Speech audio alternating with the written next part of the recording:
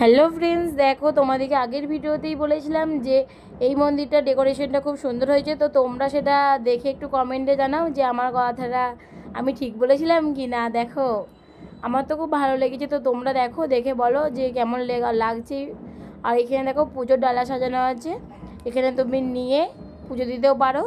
তো এইদিকে দেখো নানা রকমের মূর্তি মূর্তি তো ওখানে গণেশ দেবের আছে। আর এইদিকে সাইডে অনেক পিকচার লাগানো আছে।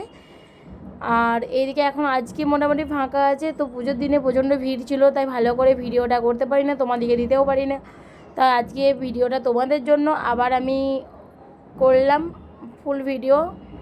তো তোমরা দেখো যে এখানে ডেকোরেশনটা কেমন হচ্ছে। আর এখানে প্রচণ্ড বৃষ্টি হচ্ছে। এইদিকে দেখো, জয় গণপতি বাপ্পা মরিয়া, সবাইকে ভালো রেখো, সুস্থ থেকো, এটাই সব কামনা করি। তো এদিকে সবাই আছে, এদিকে যে পুজো দেওয়ার জন্য ফল টলও আছে, নিয়ে পুজো দিতেও পারবে।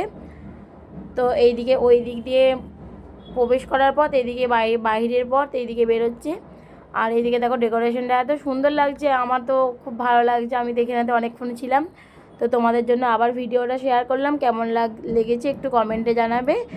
জয় গণপতি বাপ্পা মরিয়া, সবাইকে ভালো রেখো, সুস্থ থেকো, সবাই ভালো থাকবে।